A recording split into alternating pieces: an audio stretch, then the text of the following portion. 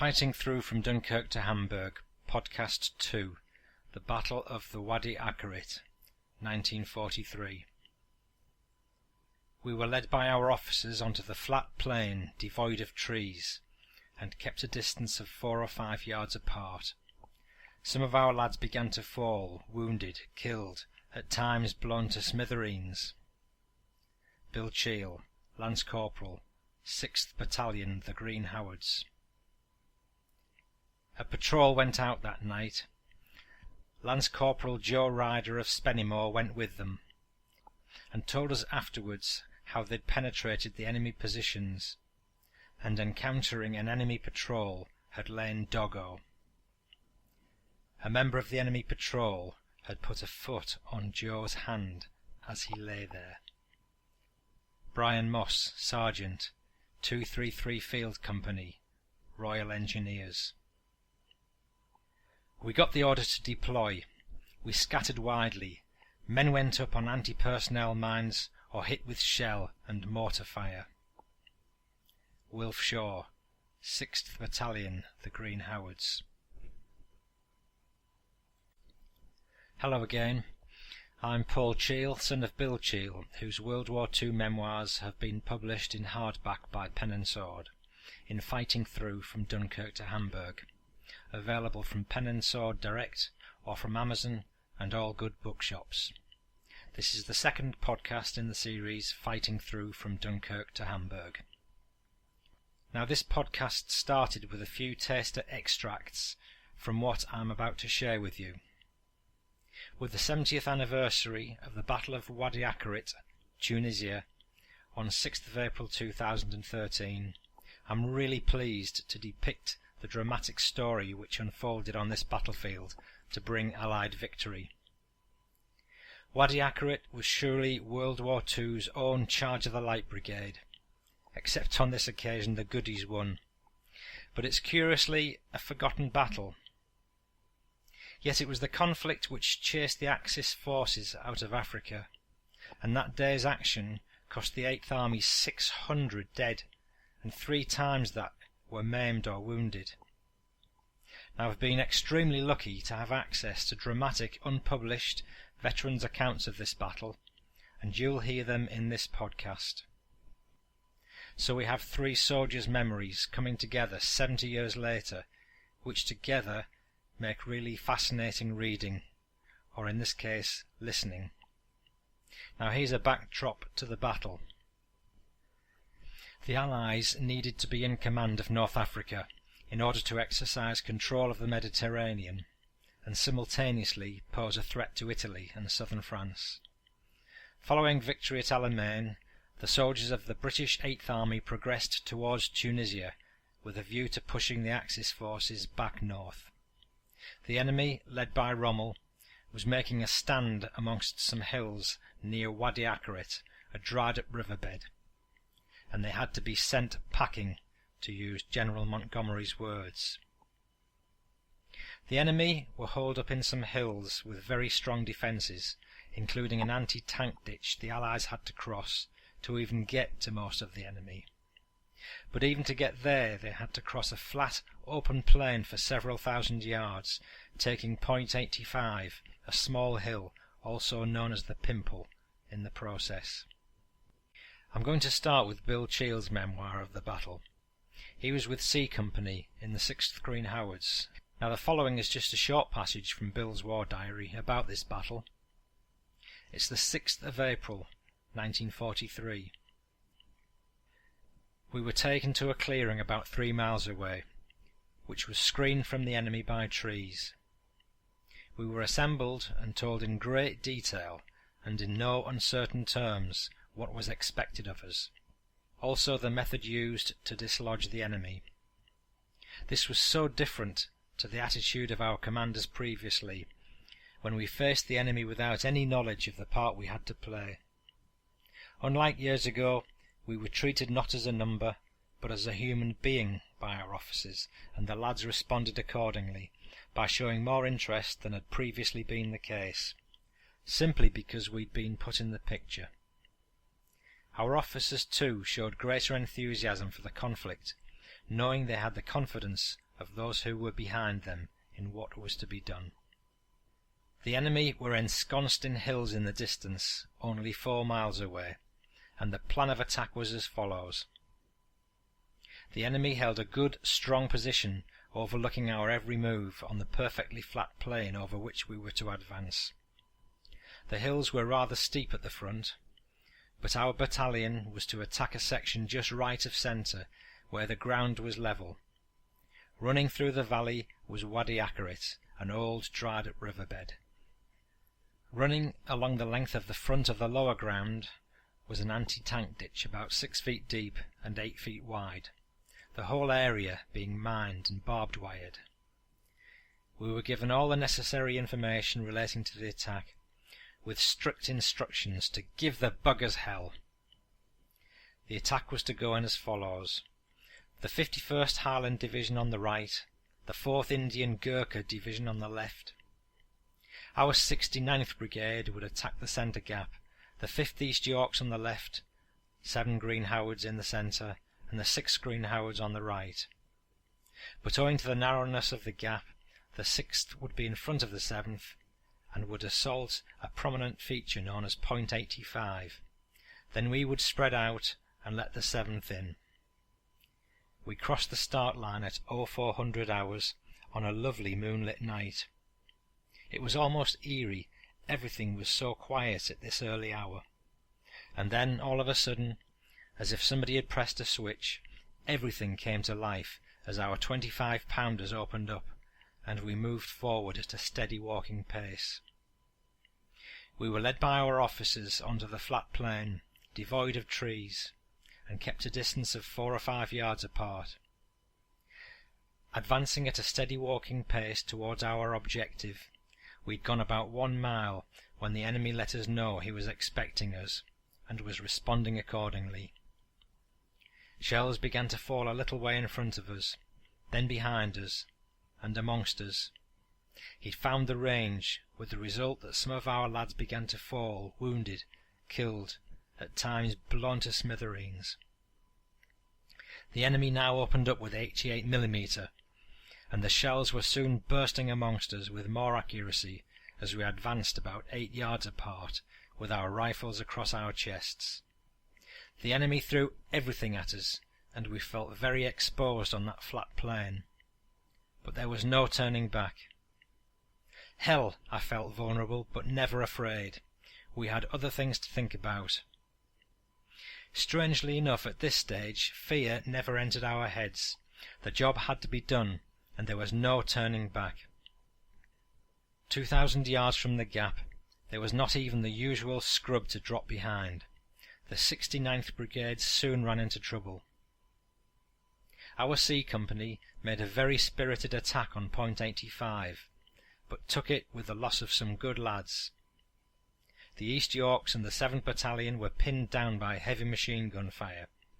The 4th Indian and 51st Highland had been successful in their initial attacks, and somewhat reduced the firing down onto us, and we advanced cautiously. As we got nearer to the enemy, the fire from their machine guns, mortars, and 88s slackened off because we were below their line of fire. By the time we reached Point 85, the Gurkhas had already gone into action in the dead of night in their usual way, stealthily, without any artillery support whatsoever. Their kukris, a very sharp, curved, broad knife about 18 inches long, demanding a heavy penalty. These brave soldiers from Nepal must have put the fear of death into the enemy.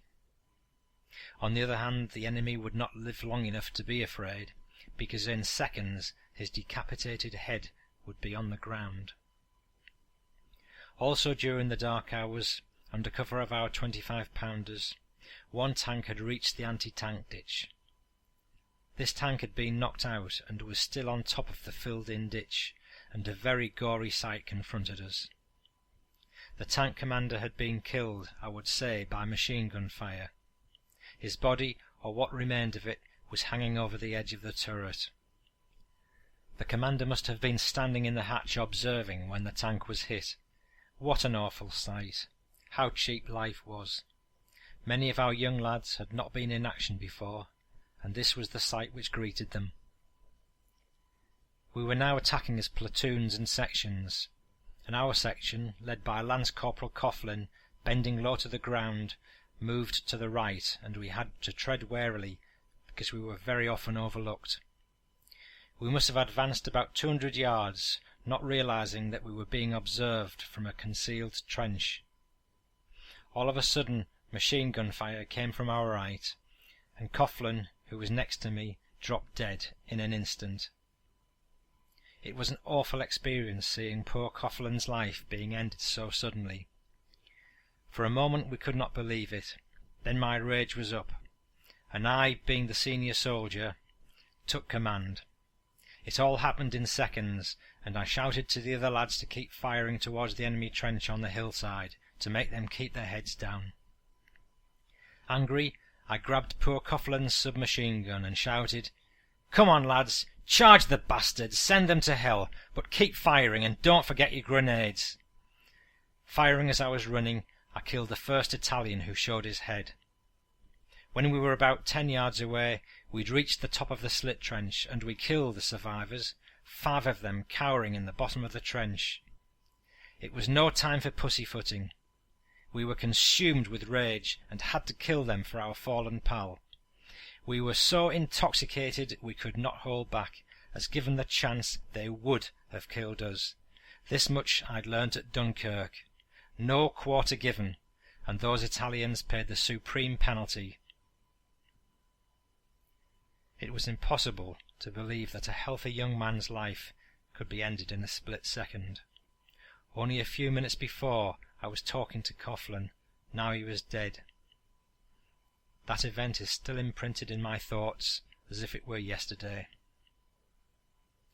It took another 4 hours of killing and winkling out the enemy from his trenches and filthy dugouts in the hillsides before the firing quietened down, then stopped. Years later, I discovered that the Green Howards and East Yorkshires had killed or captured practically the whole of the Italian Spezia division. We now rested, guards posted forward, and it was soon dark. Then we slept where we were on the ground, our heads on our packs. This sad day was over, and it was said that the Battle of Wadi Akarit was one of the most successful fought by the 8th Army. Our company commander won the Military Cross. Bill Cheall, 6th Green Howards, 1994. Phew! Well, pause for breath for a moment. The next Wadi Akarit story is by Brian Moss, who was a sapper with the 233 Field Company, the Royal Engineers. Brian died in 1999, but not before he'd written his entire war memoir, which covered a great deal of action, including D-Day. And this extract was kindly provided by his son Mike Moss, who lives in Canada. After dark, we moved forward on foot into our positions. I found myself a really good slit trench dug by unknown hands. I threw a few rocks into it first to see if it was booby-trapped.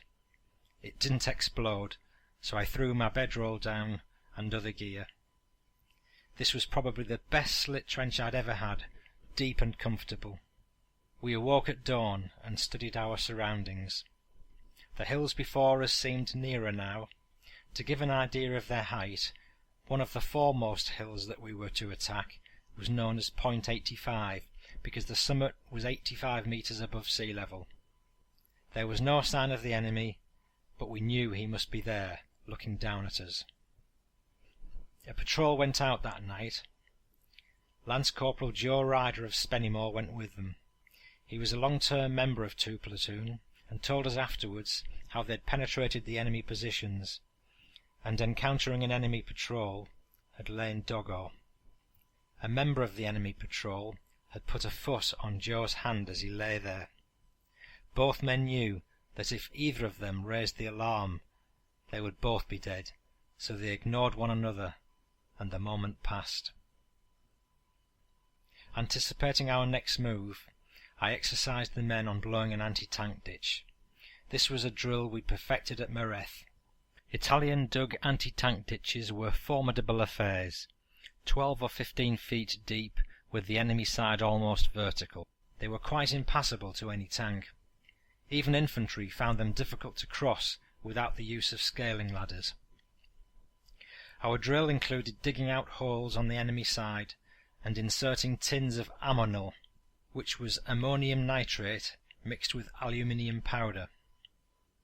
On exploding, this would crack off an enormous triangular chunk of earth, which would drop into the ditch and fill it.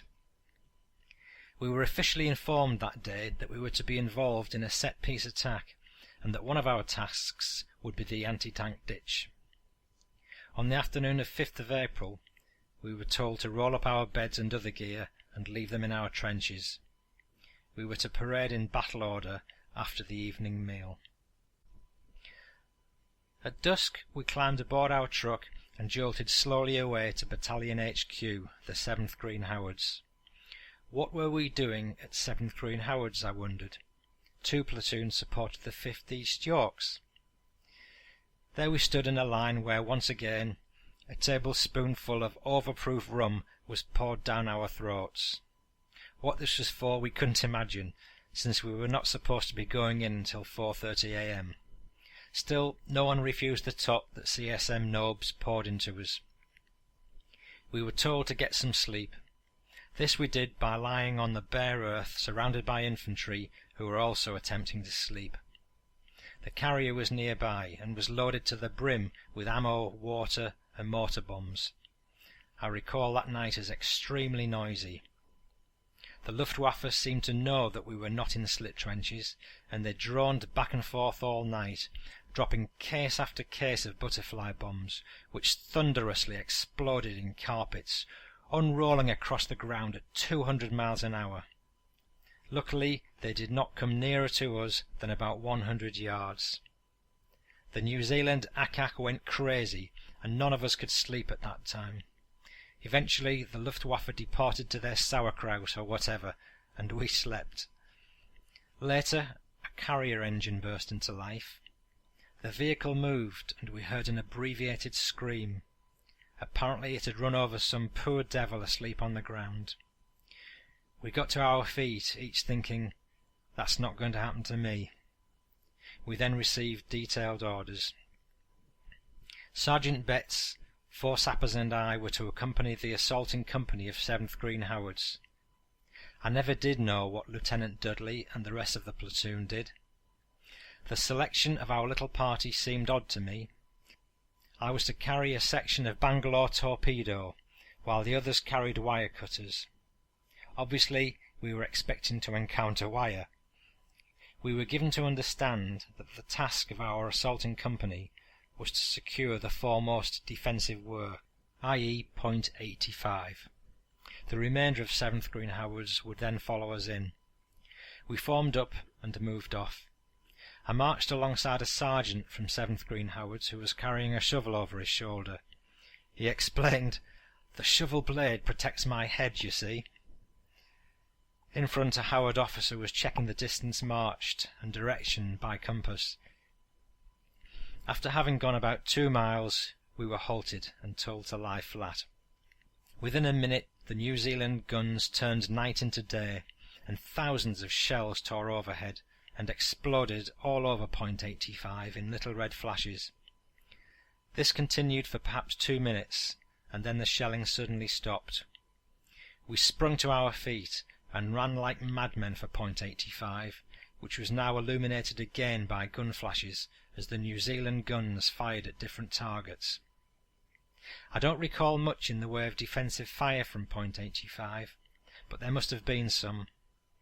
In no time at all we were at the base of the hill, and a platoon dashed up the slope with fixed bayonets. We were instructed to go with the remainder of the company around the hill to the left, and I wondered why we were doing this if our task was to get the Pimple. At that moment I was appalled to see that dawn light was flooding the scene. If only we'd started just 10 minutes earlier. We left the sounds of battle behind us as we raced into what appeared to be a smallish hollow used for the growing of barley. The crop was sparse and only 2 feet high. It was then that we saw that we were surrounded on 3 sides by enemy positions, some no more than 150 yards away. We could even see the heads of the enemy in their trenches. They were evidently too astonished to fire at the sight of so many men putting themselves right in front of their sights, like targets in a shooting gallery. Up on point 85, the 2nd Cheshires, our machine gun battalion, had by now set up their Vickers, and they let fly. It was the signal for every Spandau, Fiat and Breda to open up on us. Bullets cracked only inches above our heads, and I saw the barley heads chopped off and falling, so close were the bullets. But the enemy was firing downhill, and they had the usual problem of firing too high. Twice I saw our leading infantry attempt to get forward, and twice they were cut down before they moved even 10 yards. I was lying directly behind Dick Betts. I placed my head right up against the soles of his size 11 boots for protection. "Hey, Dick," I called. He turned and grinned. "If we get out of this one," I said, "I'll buy you dinner at the Brasserie Kalataifos." This was a reference to a meal we'd shared at a place in Alex. Dick grinned again and nodded. At that moment the enemy started to fire small mountain guns at us. With these they could hit us over open sights, and nasty explosions were now throwing bits of bodies into the air. There was no future in this at all. I felt a blow on my right buttock, followed by a sticky, spreading wetness. Putting down my hand, I was surprised to find not blood, as I'd expected, but lemon juice from my water bottle, which had been punctured by a bullet. This was the lemon juice I'd found in the blockhouse at Peasted Jorf, back at Mareth. In my trouser pocket that morning was the small Molesworth Pocket Engineering Yearbook that Jack Gibson had sent me at Christmas. The pages became stained with the lemon juice, stains that are still evident more than 50 years later.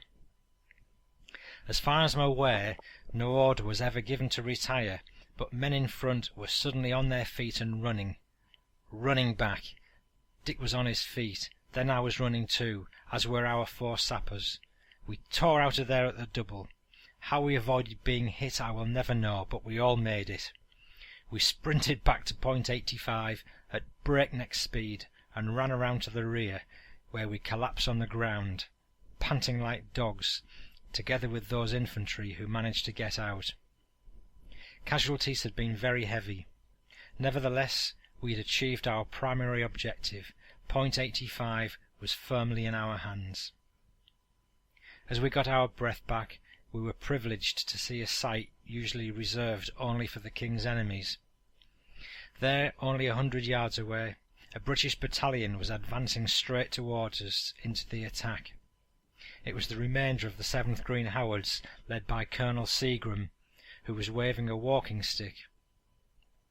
Their quick march changed to a jog trot as they swept past us into the deadly hollow from which we'd just been ejected. 7th Green Howards would have a hard time in that place. Pinned down for hours, they would eventually lose Seagram. He would be killed before he could know of the VC he'd won at the Bastion.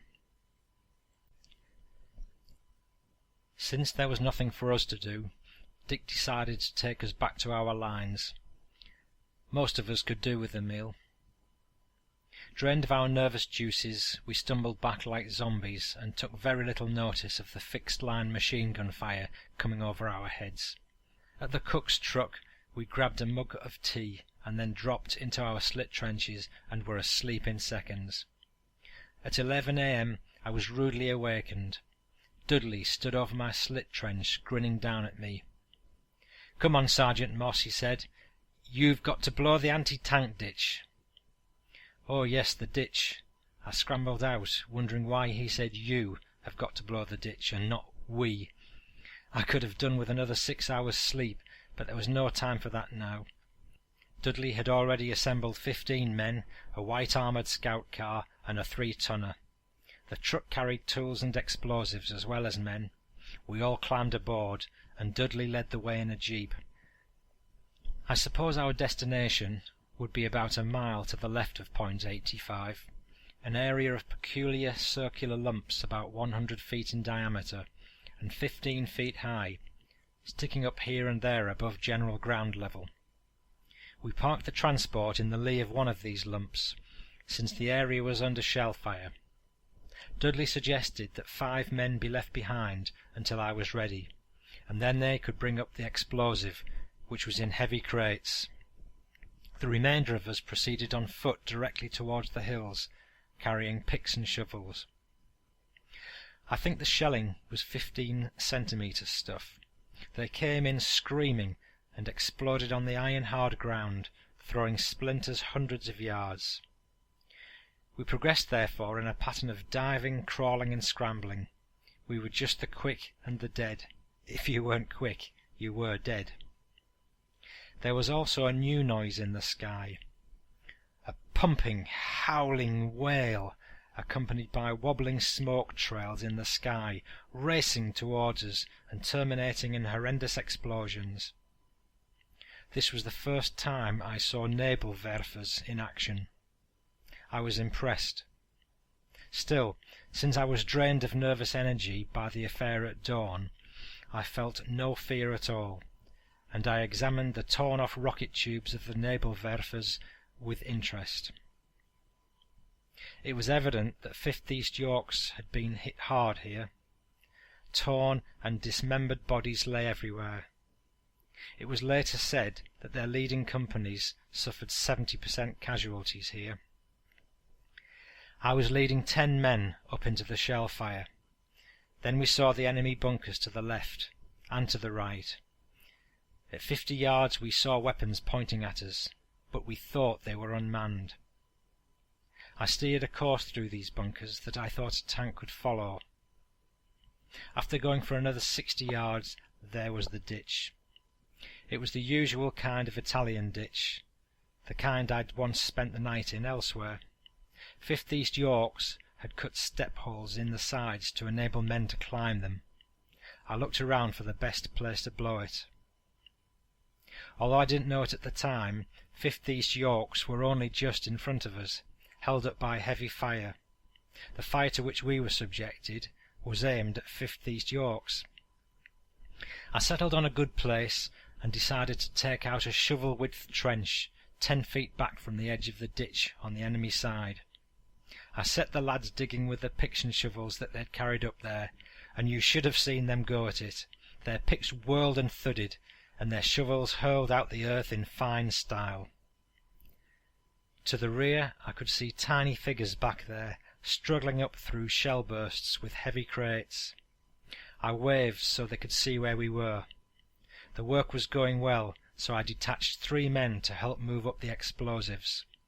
We finished the trench to a depth of 3 feet and a length of 8 yards, and we prepared everything for the explosives. A shell burst suddenly obscured 2 carriers, and we were sure they must have been killed. But when the smoke cleared, they were still struggling towards us. We tore open the crates as they arrived, wrenching out the black tins of ammonal. Recalling an instructor's words, I laughed like a maniac and yelled, "Ammonal must not come into contact with naked steel," as I ripped off the circular tin lids with a bayonet. We placed the open tins in the trench. I knotted primers onto lengths of primer cord, burying a primer in the contents of each tin. I then taped each length of primer cord to a main of the same material, arranging for the separate lengths to enter the main at a sweet curve which the detonating wave could safely follow. A detonator and 2 minutes of safety fuse completed my arrangements. The lads had been back filling the trench while I worked. It was now time to blow the ditch. I sent all men into cover in the enemy bunkers. Then I did something that even now makes me laugh. I took out my whistle and blew a long blast, signifying an imminent explosion. In view of what was dropping all around us, this was ludicrous and would not be heard anyway. I placed a match head onto the obliquely cut safety fuse. You always cut the fuse on the slant. I stroked the matchbox across the match head, and the fuse started to burn. Then I too found a bunker. In due course there was an earth shock and a rumble. Stones fell all around. Then I peeped out. The blast had been remarkably successful. The sharp, deep V had gone. The ditch was more than 3/4 filled, and the lip of the enemy side had disappeared. It was time for the bent shovels. The bent shovel was a long-handled Egyptian shovel, the steel neck of which had been heated and bent so that the blade was at right angles to the shaft. Each man carried one of these as well as a pick or GS shovel and his rifle. My lads were emerging from the bunkers, and to my surprise a dozen enemy infantry came out first, their hands in the air. They were Italians of the Spezia division. The troops holding the 5th East Yorks were 90 light and 15 panzer. I detailed one man to guard the prisoners, and the rest of us went like hell at the crossing with the bent shovels. With this kind of shovel, you drag loosened earth towards you. We dragged Phil down towards the middle of the ditch, and within 5 minutes had shaped it into a gentle curve. "Damn good job," said Wally Douglas, and I agreed with him. Someone yelled, and we looked back. 500 yards behind us, an endless stream of Shermans was approaching. The small figure directing them towards us was undoubtedly Lieutenant Dudley. These tanks were 10 Corps. The Shermans were painted a colour that was almost white. We stood there watching the approaching tanks and making last-minute adjustments to our work. The first tank arrived, hesitated, and then lurched down onto the crossing and roared triumphantly up onto the other side. The crossing worked. I indicated to the driver the way forward, and off it went. 5th East Yorks would soon be much happier. A second tank crossed, then a third. The crossing was improving with every tank that went over. The edges were being crumbled off, and the whole affair was looking better by the minute. At the time I assumed that 10 Corps crossed the ditch at several places. Many years later I read that they'd crossed in only one place, so I came to understand how important my crossing had been. This was possibly the most important thing I ever did during the war. Brian Moss, 233 Field Company, Royal Engineers. Well, time to catch our breath again. The next contribution about the Wadi Akarit battle is from Wilf Shaw, who is in the 6th Green Howards. Also, a short contribution from one of his pals, who described the battle in a letter sent to Wilf some time after the war. Here goes. I was back in the signal platoon now. I was co-signaller with Bill Wright, one of the original crowd way back at Ask Hall in 1940. The battle here was the by now familiar heavy artillery barrage against dug-in positions situated on the high ground across our front. Unlike Alamein, the attack took place in daylight. Ginger, Bill Wright's nickname, and myself were attached to B Company, one carrying the 18 set and the other the spare batteries, plus all the other equipment, of course. We started our ascent into the hilly ground, through the white tapes laid down by the engineers, and suddenly we were under heavy fire. We got the order to deploy. We scattered widely. Men went up on anti-personnel mines or hit with shell and mortar fire. Ginger and I dug in fast, and lay praying and sweating it out, but at least this time, unlike Alamein, I was in a position where I didn't have to contend with deadly small arms fire. I don't recall exactly how long we were pinned down. It seemed chaos all around us, with cries of "Stretcher bearer!" and everybody trying to shout out commands of one sort or another. A Bren carrier went upon a mine right beside where we lay. The crew spewed out and tumbled to the ground in a daze. We could hear a lot of small arms and automatic fire from up front. Then comparative silence. We got the order to move forward. We moved through a ravine between the hills, part of which was under fire from 88mm. We came to a halt again, right next to a slit trench which had been used by the Italians. A shell crashed down not far away from us. We dived into the slit trench. The Italians had used it as a toilet, and it stunk to high heaven. We moved on again, glad to get away from the 88s and the stink. We moved forward right through the hills and into the clear beyond. I couldn't understand what a new army boot was doing lying on the ground nearby. I picked it up, then dropped it immediately.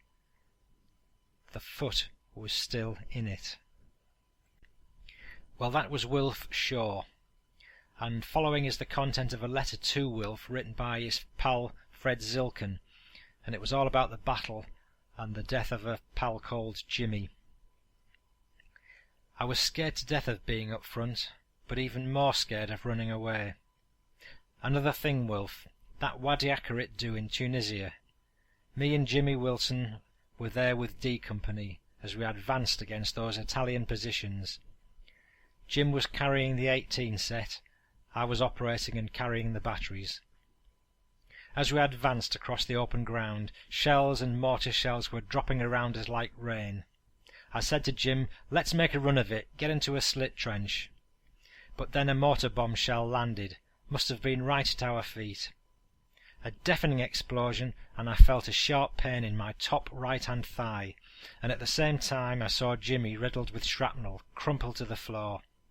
I could do nothing for him. I've often thought, why did I only get one piece and Jimmy got death? There was just 2 feet between us. Jimmy had lengthened the lead between the 18 set and batteries just a couple of days before, whilst we were still moving up. I can't understand how Jimmy was killed and I got away with just 1 piece of shrapnel. It's still in my back. I didn't know until I went for an X-ray for an appendix operation. Now, Wilf Shaw added the following comment about this episode, and he said that Jim Wilson was such a lovely lad, so inoffensive but fully committed to the job he had to do. And then Wilf added the following postscript about the Battle of Wadi Akarit. In the battle for Mereth and Wadi Akarit alone, the 6th and 7th Green Howards had 500 casualties. As an advancing force, these would be either killed or wounded. The signal officer, Captain Levins, was himself one of the wounded. There were others in the signal platoon that at that time I knew well, but whose names now I've forgotten. I don't have to tax my memory about any of those awful times. They are engraved all too indelibly on my mind. This time I wasn't one of the casualties. I was one of the survivors, but my nerves were near to breaking point. Akarit was almost the end of the campaign in North Africa. The last encounter with the Africa Corps, as far as we were concerned, took place at Enfidaville, just a few weeks later, when we were stuck for days on end in a kind of large orchard, which was infested with the largest and most voracious mosquitoes we'd ever seen. They just never stopped biting us. Fortunately for us, they were non-malarial. I find it hard to believe I climbed that Wadi Akarit now. What a desolate, God-forsaken place it is. Wilf Shaw, 6th Battalion, the Green Howards. Well, that's the end of the podcast, and I hope you enjoyed it. If you want to see photos of the characters in this podcast, together with some exclusive photos and a map of some of the action, please do visit my website at fightingthrough.co.uk. Go to the home page and look for the Wadi Akarit link to click on, or just search on Wadi Akarit and you'll find it. To read much more about the battle and the rest of Bill Cheall's war, please buy the book Fighting Through from Dunkirk to Hamburg. It's available through Pen and Sword, Amazon and most bookstores. For more information visit fightingthrough.co.uk or penandsword.co.uk. And please do get in touch over any aspect of this podcast or the book via the contact button on the website. Well, thanks for listening. Goodbye and see you in the next podcast. Please do nip online and subscribe to the series. There's much more action and interest yet to come, including D-Day. So this is me, Paul Cheall, saying bye-bye now.